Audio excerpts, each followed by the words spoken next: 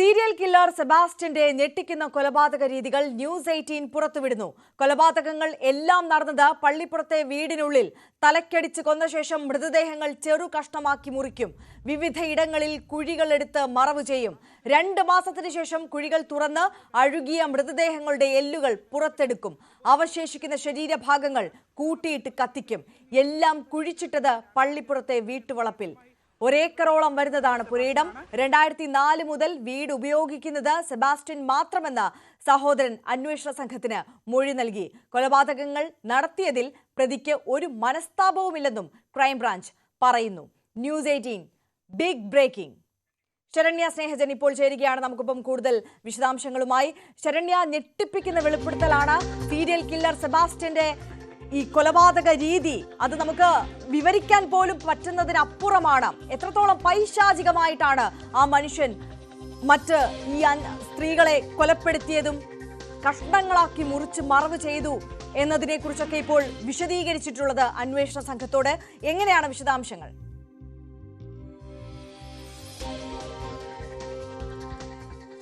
തീർച്ചയായിട്ടും ഏറ്റവും ക്രൂരമായ കൊലപാതകം, ഏറ്റവും ക്രൂരമായ മാനസികാവസ്ഥയുള്ളയാൾ, അങ്ങനെ തന്നെ വേണം നമുക്ക് സെബാസ്റ്റ്യനെ വിലയിരുത്താൻ. മാത്രമല്ല, ഇതുവരെ അന്വേഷണ സംഘം കണ്ടിട്ടുള്ളതിൽ വെച്ച് ഏറ്റവും അതിപൈശാചികമായി കാര്യങ്ങളെ കൈകാര്യം ചെയ്യുകയും ഒപ്പം തന്നെ അതിൽ യാതൊരുവിധ റിഗ്രറ്റ്സും കുറ്റബോധവും ഇല്ലാത്ത പ്രതി എന്നുള്ളതാണ് സെബാസ്റ്റ്യനെ സംബന്ധിച്ച് പറയാനുള്ളത്. അത് തന്നെയാണ് അയാളുടെ ഒരു മോഡസും. അതായത് ഈ കേസുകളിലെല്ലാം ഈ സ്ത്രീകളുടെ എല്ലാം മേൽ അയാൾ പ്രയോഗിച്ചിരിക്കുന്നതും അത്ര ക്രൂരമായ മാനസികാവസ്ഥയുടെ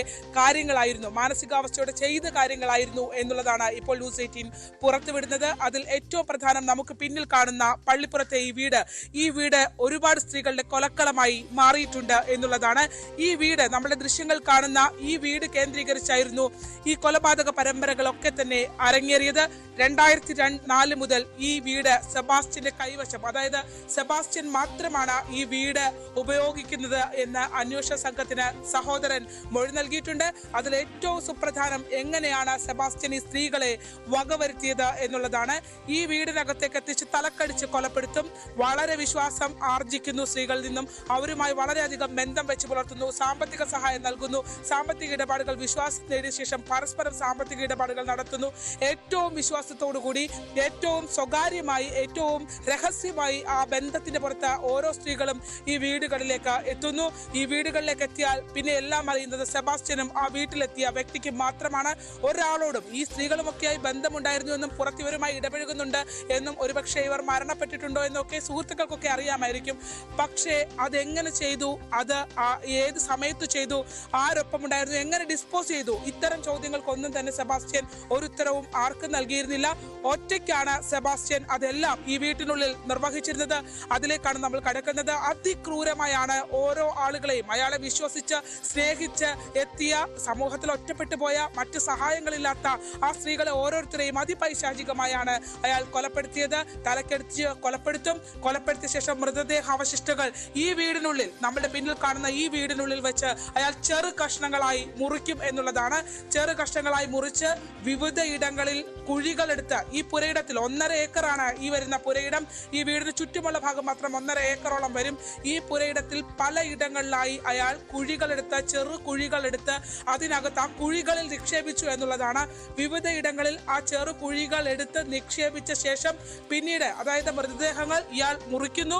ചെറിയ കഷ്ണങ്ങളായി വീടിന്റെ പല ഭാഗങ്ങളിലുള്ള കുഴികൾ എടുത്ത് ആ കുഴികൾ ആരും ശ്രദ്ധിക്കാത്തിടത്തായി, ദുർഗന്ധമൊന്നും വരാതിരിക്കാൻ ആ കുഴികളിലായി ഇയാൾ കുഴിച്ചു മൂടുന്നു. 2 മാസങ്ങൾക്ക് ശേഷം ഈ മൂടിയ കുഴി ഇയാൾ തുറന്ന ശേഷം മൃതദേഹാവശിഷ്ടങ്ങൾ അതിനകത്തു നിന്ന് പുറത്തേക്കെടുത്ത ശേഷം പിന്നീട് അയാൾ ചെയ്യുക അത് കൂട്ടിയിട്ട് കത്തിക്കുക എന്നുള്ളതാണ്. ഇത് ഇയാൾ നിരന്തരമായി ചെയ്തുകൊണ്ടിരുന്ന പ്രവൃത്തിയാണ് എന്ന് അന്വേഷണ സംഘത്തിന് സ്ഥിരീകരിക്കാൻ കഴിഞ്ഞിട്ടുണ്ട്. അതായത് ഇയാൾ പലയിടങ്ങളിലായി കുഴിയെടുത്ത് ഈ മൃതദേഹങ്ങളെ അത്തരത്തിൽ ഡിസ്പോസ് ചെയ്ത്, അങ്ങനെയുള്ള അതിക്രൂരമായ മാനസികാവസ്ഥ വെച്ച് പുലർത്തുന്ന ആളാണ് സെബാസ്റ്റ്യൻ എന്നുള്ളതാണ് നമുക്ക് പറയാൻ കഴിയുക.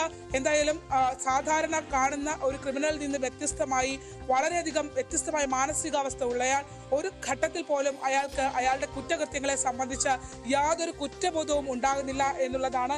അതിനെയൊക്കെ അതിജീവിക്കാൻ മാനസികമായി പരിശീലിച്ച പരിശീലനം എന്നല്ല, അത് അയാളുടെ ഒരു മാനസികാവസ്ഥ എന്നുള്ള ഒരു വിലയിരുത്തലിലേക്കാണ് അന്വേഷണ സംഘം എത്തി നിൽക്കുന്നത്. ആ ഒരു മാനസികാവസ്ഥയിലൂടെയാണ് അന്വേഷണ സംഘം ഇയാളെ, കാരണം സെബാസ്റ്റ്യൻ ബ്രേക്ക് ചെയ്യുക എന്നുള്ളത് വളരെ ശ്രമകരമായ ദൗത്യമാണ്.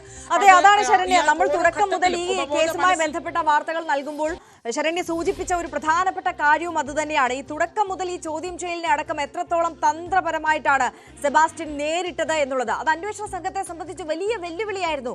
ഈ കേസ് തെളിയിപ്പിച്ചെടുക്കുക എന്നുള്ളത് ഈ സ്ത്രീകളുടെ തിരോധാന കേസുകളായി മാത്രം അവശേഷിക്കുകയായിരുന്നു ഈ സെബാസ്റ്റ്യനുമായി ബന്ധപ്പെട്ടിട്ടുള്ള നമ്മൾ ഇപ്പോൾ ഈ ചർച്ച ചെയ്യുന്ന കൊലപാതക കേസുകൾ. ഇപ്പോൾ ഏറ്റവും ഒടുവിൽ നമ്മൾ കണ്ടു അന്വേഷണ സംഘത്തോട് ബിന്ദു പത്മനാഭന്റെ കൊലപാതകം സമ്മതിക്കുന്നത്, കുറ്റസമ്മതം നടത്തുന്ന സെബാസ്റ്റ്യനെ. അതിനപ്പുറം ഈ കാണാതായ മറ്റ് സ്ത്രീകളെ എല്ലാം താൻ ഈ സമാനമായ രീതിയിൽ തന്നെ കൊലപ്പെടുത്തിയെന്ന് സെബാസ്റ്റ്യൻ അന്വേഷണ സംഘത്തോട് സമ്മതിച്ചിട്ടുണ്ടോ?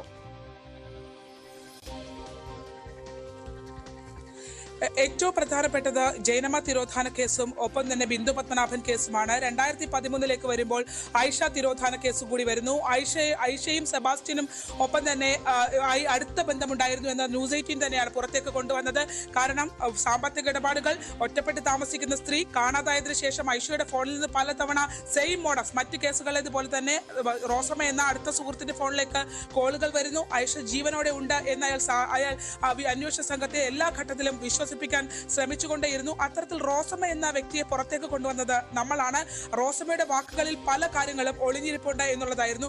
ഒരുപക്ഷെ മറ്റ് സ്ത്രീകൾ, തിരുവിഴയിലെ കാണാതായ, ചേർത്തലയിൽ നിന്ന് കാണാതായ സ്ത്രീ സമാന സാഹചര്യമുള്ള സ്ത്രീയാണ്. കൂത്താട്ടുകുളത്ത് നമ്മൾ പോയി കണ്ട സ്ത്രീയുടെ കുടുംബവും അതേ സാഹചര്യമാണ്. പക്ഷേ ആ രണ്ട് കേസുകളും ഇതിലേക്ക് കണക്ട് ചെയ്യാൻ സാഹചര്യങ്ങൾ ഉണ്ടെങ്കിലും, സമാന കാര്യങ്ങൾ റീഓപ്പൺ ചെയ്ത് അന്വേഷിക്കുന്നുണ്ടെങ്കിലും 3 കേസുകൾ വളരെ കണക്റ്റഡ് ആയി അന്വേഷണ സംഘത്തിന് വരുന്നുണ്ട് എന്നുള്ളതാണ്. അതിൽ ഏറ്റവും പ്രധാനപ്പെട്ടത് ആയിഷ തിരോധാനവും ജൈനമ്മ കേസും ബിന്ദു പത്മനാഭൻ കേസുമാണ്. 2004 മുതൽ സെബാസ്റ്റ്യന്റെ കസ്റ്റഡിയിൽ ഉണ്ടായിരുന്ന സ്ഥലമാണ് ഈ വീട് എന്നുള്ളത് അന്വേഷണ സംഘം സ്ഥിരീകരിക്കുന്നു. സെബാസ്റ്റ്യന്റെ ബന്ധുക്കൾ തന്നെ അത്തരത്തിൽ മൊഴി നൽകിയിട്ടുണ്ട്. 2004 മുതൽ സെബാസ്റ്റ്യൻ ഒറ്റയ്ക്കാണ് ഈ വീട് കൈകാര്യം ചെയ്തിരുന്നതെന്ന് സഹോദരൻ അന്വേഷണ സംഘത്തിന് മൊഴി നൽകിയിട്ടുണ്ട്. മാത്രമല്ല മൃതദേഹങ്ങൾ ഈ സ്ത്രീകളെ ഒക്കെ തന്നെയും കൊലപ്പെടുത്തിയിട്ടുള്ളത്, പ്രത്യേകിച്ച് ബിന്ദു പത്മനാഭൻ ഉൾപ്പെടെയുള്ളവരെ കൊലപ്പെടുത്തിയത് ഈ പള്ളിപ്പുറത്തെ വീടിനകത്താണ് എന്നുള്ളതാണ്.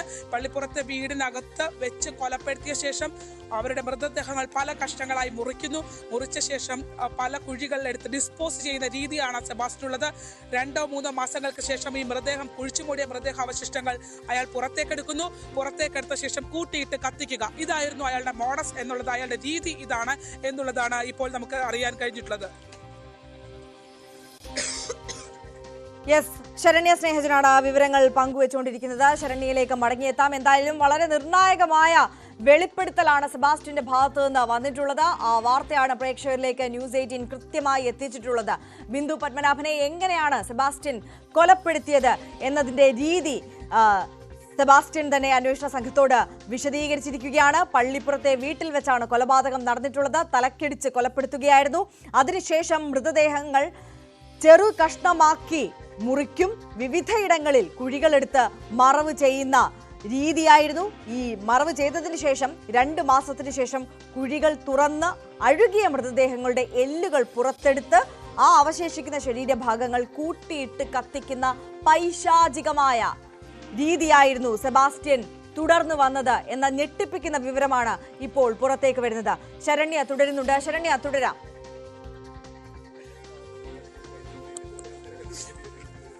തീർച്ചയായിട്ടും രൂപേഷ് നമ്മളോടൊപ്പം ഇപ്പോൾ ഉണ്ട്. ബിന്ദു പത്മനാഭൻ തിരോധാന കേസിലെ അന്വേഷണ ഉദ്യോഗസ്ഥർ ഉൾപ്പെടെയുള്ളവർ ഇപ്പോൾ ഇവിടെ ഉണ്ട്. അവർ കാര്യങ്ങൾ പരിശോധിച്ചുകൊണ്ടിരിക്കുകയാണ്. ആ വീടിനകത്തേക്ക് പ്രവേശിച്ചു തുടങ്ങിയിട്ടില്ല അന്വേഷണ സംഘം.